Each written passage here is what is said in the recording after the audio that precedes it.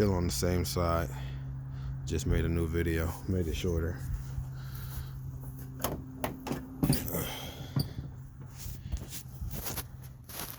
Panels is back in normal. Still gotta fill all these little holes right here. Yeah, that's outside, so we gotta fill all those. Oh.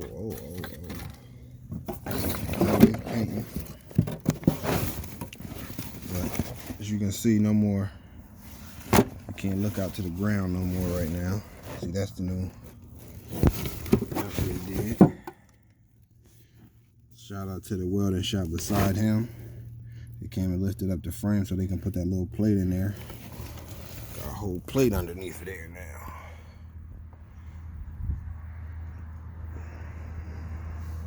Frame looking like it's supposed to until I finish messing with it.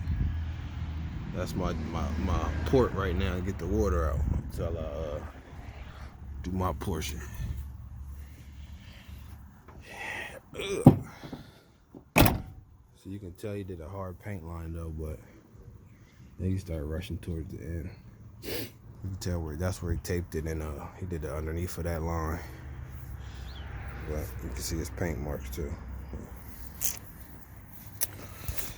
Yeah.